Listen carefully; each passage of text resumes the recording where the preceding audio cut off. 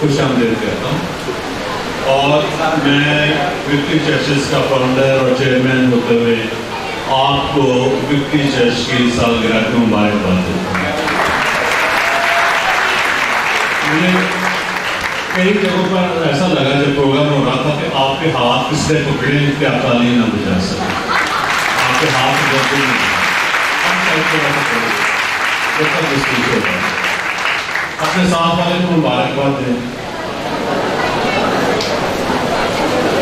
اچھا، میں سب جو خاص طور پہ لاہور سے باہر آئے ہیں، سب سے پہلے پاسٹر جارج پہنچے ہیں، کہاں پر ہیں وہ؟ کھڑے ہیں، ہمارے بزرگ بھی ہیں، یہ سرگودا سے آئے ہیں، ان کے لیے ہم تعلیم چاہتے ہیں۔ ہماری نئی فیملی ہے وجٹ والا میں، پاسٹر بشارت اور ان کی فیملی ہے یہاں پر، وہ کھڑے جائے گے، ان کے لیے بھی ہم تعلیم چاہتے ہیں۔ سیالکوٹ سے ہمیں ایک اور نوجوان ساتھی نے جوائن کیا ہے، پاسٹر بابر رشید ہیں، ان کے لیے بھی ہم تعلیم چاہتے ہیں۔ اور ہماری خانے وال کی ٹیم جو ہے، اگرچہ وہ تھوڑا سا ٹریجڈی کا شکار ہوئی لیکن پہنچے، ان کو بھی ہم خوش آمدید کہتے ہیں۔ اور فیصلہ باد والے اگرچہ صرف 40 منٹ کے لیے پروگرام میں آئے ہیں، لیکن ان کو بھی ہم خوش آمدید کہتے ہیں۔ آگے نہیں ہے سر، 40 منٹ بھی کے لیے کافی ہیں، خوش آمدید۔ تو میں اس سے جلدی جلدی کہہ رہا ہوں کہ میں اس کے بعد ہم نے آرڈینیشن کرنی ہے، اور چرچ والوں کو ہم نے ان کو 1:30 بجے دینا تاکہ کھانا لگ سکے۔ ہمارا پروگرام 10 سے 2 بجے تک ہے، جو ٹائم ہال کا ہے، ٹھیک ہے؟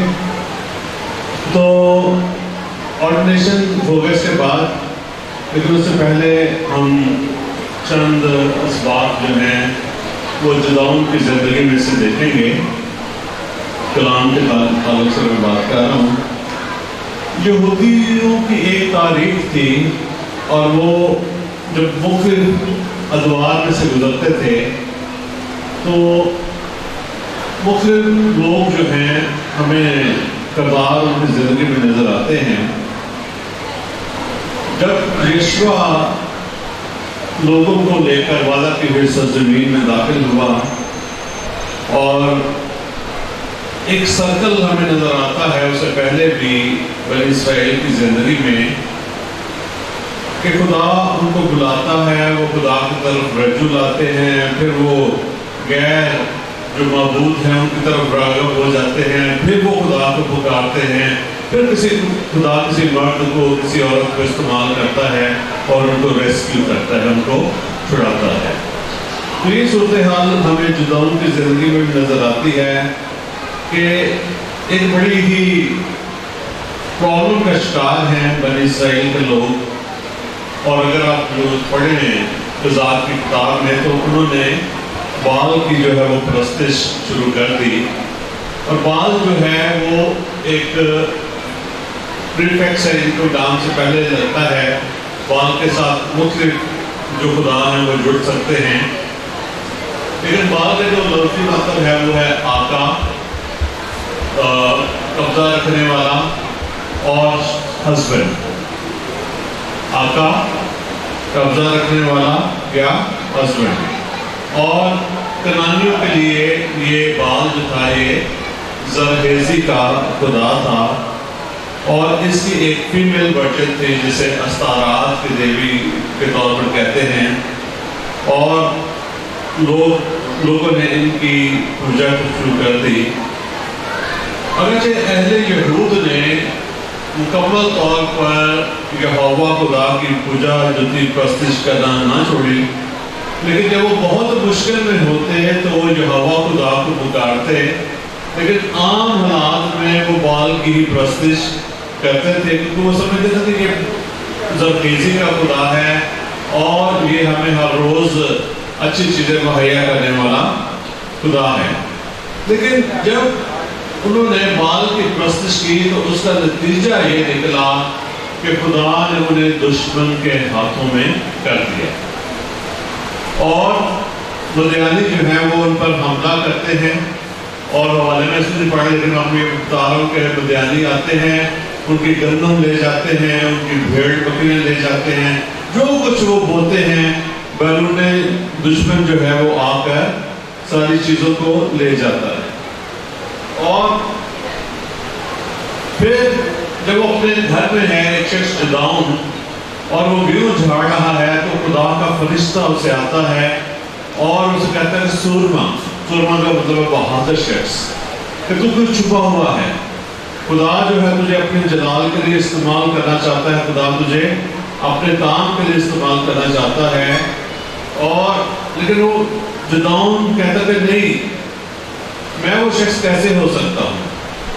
پہلے تو ڈر جاتا ہے کہ میں نے خدا کے فرشتے کو دیکھا، تو قدیم زمانہ میں یہ روایت تھی، یہ کہا جاتا تھا کہ جو خدا کے فرشتے کو دیکھ لیتا ہے وہ زندہ نہیں رہ سکتا، لیکن فرشتہ خود اس کو کہتا ہے کہ تو خوف نہ کر، میں خداوند کا لشکروں میں سے ہوں، میں خدا ہوں۔ بلکہ اگر اس کو ریکارڈ ٹرانسلیشن میں دیکھیں تو خدا کے فرشتے کی جو تعریف ہے وہ اس طریقے سے بیان اس جگہ پر یہ ہے کہ وہ خود خداوند یسوع مسیح فرشتہ کے روپ میں اس پر آئے۔ تو ڈفرنٹ سٹیجز ہیں، اس کو آپ نے یاد رکھنا ہے۔ پہلی بات، جدعون نے اپنے بلاوے پر شک کیا اور اسے کہتے نہیں میں وہ شخص نہیں ہو سکتا، اور اس سے خداوند سے نشان طلب کیے، کتنے؟ 2، اسے اون کا نشان طلب کیا، پھر اس کے بعد ایک نشان، پھر اسے کیا اون کا، اور پھر اس کے بعد خدا نے اسے ایک نشان بخشا۔ تو کئی دفعہ یہ بھی ہوتا ہے کہ جب ہم کام کر رہے ہوتے ہیں اور ہم تھک جاتے ہیں، تو ہمیں 10 سال بھی ہو گئے ہوں، 15 سال خدمت کرتے ہوں، تو پھر بھی ہم اپنے بلاوے پہ شک کرتے ہیں کہ کیا خدا نے مجھے اس کام کے لیے بلایا، کیا خدا مجھ سے یہ کام لینا چاہتا ہے؟ لیکن خدا نے اس کی بات کو رد نہیں کیا، خدا نے اس کے بلاوے کو، اس کی جو شک تھا اس کو دور کیا۔ اور دوسری بات، اس کی زندگی میں جو فیملی کا فیئر تھا وہ اس پر غالب آیا۔ خدا نے اسے کہا کہ تو اپنے باپ کہ جو اس نے مذبح خانہ بنایا ہوا ہے بال کا، اور جو وہاں پر ایکسٹرا پولز کھڑے ہیں، تو ان پولز کو توڑ دے، ان کو ہٹا دے، اور اسے ایسے کیا۔ اس کو جو اپنی فیملی کا فیئر تھا کہ میری بڑی فیملی ساتھ دے گی یا نہیں، اور جدعون نے جب اس پولز کو، ان مذبحوں کو ڈھا دیا، تو پھر لوگ جدعون کے خلاف ہو گئے اور اس کو قتل کرنا چاہتے تھے۔ تو جدعون کے باپ نے بڑا اہم بات کی، اسے کہا کہ جس خدا کے اس نے مذہبوں کو ڈھایا ہے، جس خدا کے خلاف یہ لڑا ہے، وہ خود ہی اس سے بدلہ لے گا، وہ خود ہی اس کے خلاف لڑے گا، اور اگر وہ خدا ہے تو کیا وہ اس سے بدلہ نہیں لے سکتا؟ تو اس کی فیملی کی طرف سے بھی جدعون کو سپورٹ ہوئی، اور اس نے اپنے باپ کے جو مذہب تھے ان کو، جو اس نے باپ کی پرستش کے لیے اور استعارات کی پرستش کے لیے لگائے تھے، ان کو توڑ ڈالا، اور وہ اپنی فیملی کا جو خوف تھا اس کو میں سے نکلا۔ اور تیسری بات، جو دشمن کا خوف ہے، خدا نے اسے اس میں سے بھی نکالا۔ جدعون نے اپنے ساتھ 22,000 لوگوں کو لیا، لیکن خدا نے کتنے لوگوں کو استعمال کیے؟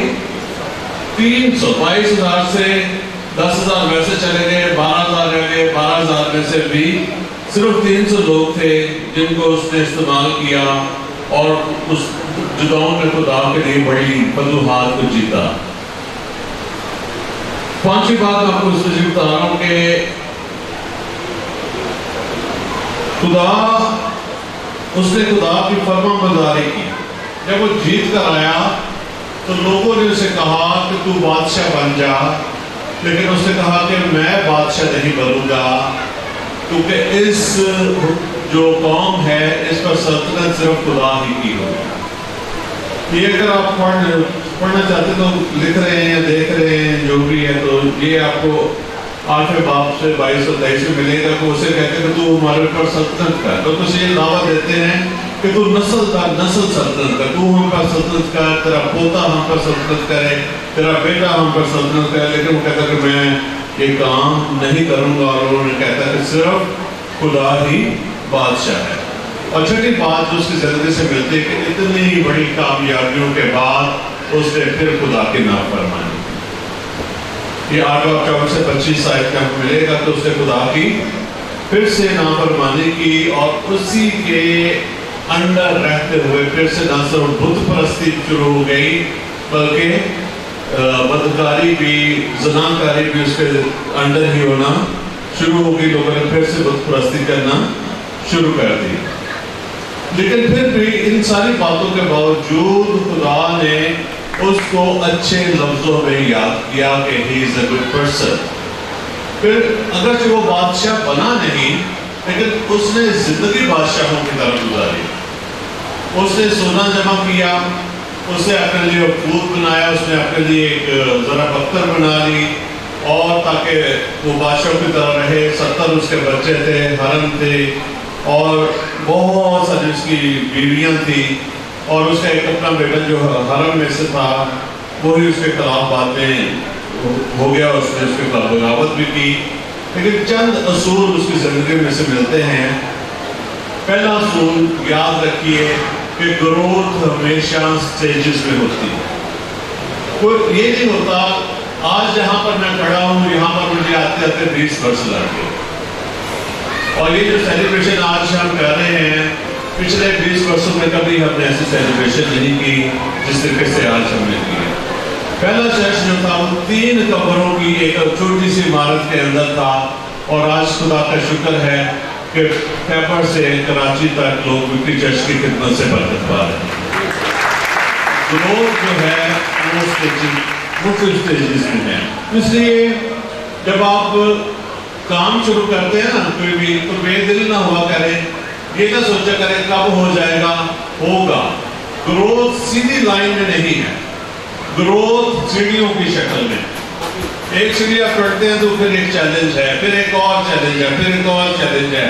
لیکن میں آپ کو بتاتا ہوں کہ اگر آپ چیلنج قبول کریں گے, آپ ویٹ کریں گے, آپ خدا پر منحصر کریں گے, آپ اپنی کالنگ سے وابستہ رہیں گے تو آپ کو آگے بڑھنے سے کوئی چیز نہیں ہوتی. پاسس میں آپ کو ریکویسٹ کرنا چاہتا ہوں 20ویں سالگرہ پر کہ کوئی چیز آپ کی گروتھ میں رکاوٹ نہیں آ سکتی سوائے آپ کے.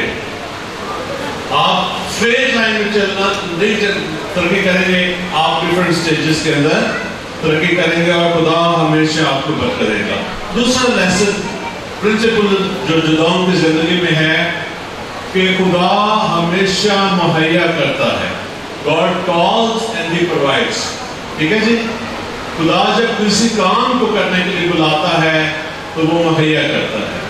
میرے ساتھ VCI کا وکٹری ایشیا کا کوئی فائنینشیل معاہدہ نہیں تھا کہ کوئی مجھے سپورٹ ہوگی یا نہیں ہوگی.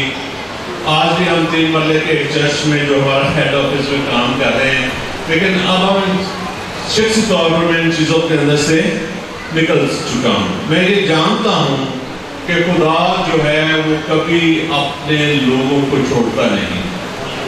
انگلش میں کہا جاتا ہے کہ where there is a vision there is a provision. جہاں پر ویژن ہے وہاں پر خدا کی پرویژن بھی آپ کے ساتھ ہے. آپ اپنے اسکول میں, اپنے چرچ میں, اپنے خاندان کے لیے جو یہ رکھتے ہیں خداوند آپ کے ایمان کے مطابق اپنے ہاتھ کو کھولے گا اور وہ اس چیز کو مہیا کرے گا جو اس کی آپ کو ضرورت ہے. تیسری بات یاد رکھیں کہ man is the mixture of good and bad. جداؤں کو کیا خدا نے کہا کہ یہ میرا بندہ ہے, اچھے لفظوں میں یاد کیا, اچھے لفظ شروع جب اس کی کالنگ کے وقت بھی اچھے لفظ تھے, اس کے مرنے کے بعد بھی اچھے لفظ تھے. کیا سورمن اور بعد میں خدا نے اس کے بارے میں برے لفظ نہیں کہے. تو انسان جو ہے وہ مکسچر ہے, اس میں اچھا بھی کام کرتا ہے اور اس سے برا بھی ہو جاتا ہے. پالوس کہتا ہے میں ارادہ نیکی کا کرتا ہوں لیکن مجھ سے بدی ہو جاتی ہے. تو ایک دوسرے کی بدی کو نہ دیکھیں, ایک دوسرے کی کمزوری کو نہ دیکھیں, بلکہ خداوند میں ترقی کریں, خداوند میں بڑھتے چلے جائیں.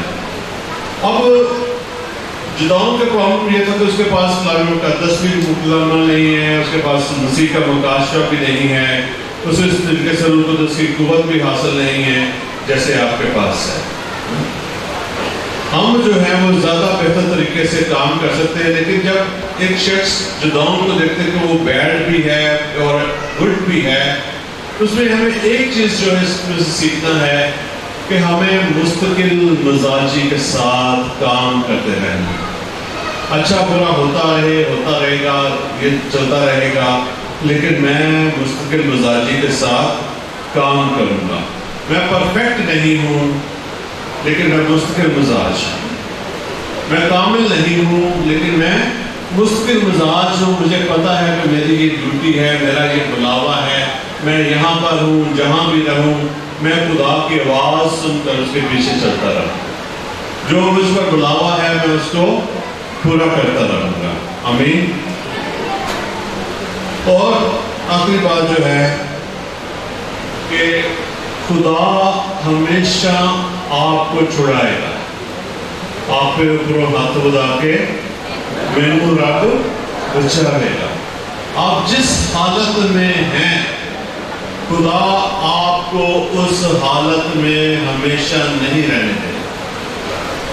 جدعون کو خدا نے مشکل صورتحال سے بچایا. بنی اسرائیل 7 برس تک مدیانیوں کے قبضہ میں رہے. وہ ان سے ان کا سب کچھ چھین کر لے جاتے تھے، گیہوں چھین کے لے جاتے تھے، ان کے بکریاں لے جاتے تھے، ان کے جانور لے جاتے تھے.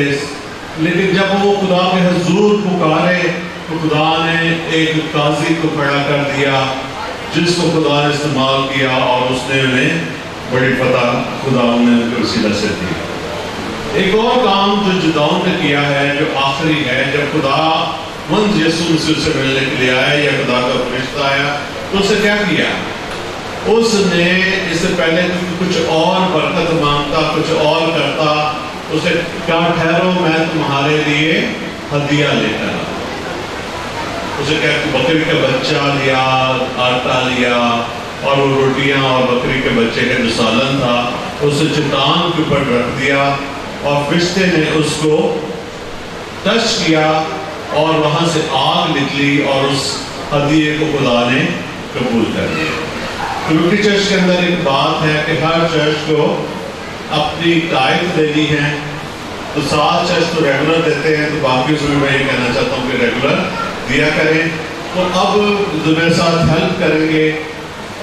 آج کا یہ پیغام یہی ہے جس کو میں اور طریقے سے سمجھنے کے لیے میں آپ کو لیسنس دے رہا ہوں تاکہ یہ پیغام آپ کے ساتھ جائے. اور 20ویں سالگرہ پر آپ نے یہ بھی فیصلہ کرنا ہے کہ میں اپنے خیمہ کی جو رسیاں ہیں ان کو دراز کروں. میں کھینچوں گا ان کو تاکہ جس قدر میں کھینچوں گا تو اس قدر خدا مجھے برکت دے گا.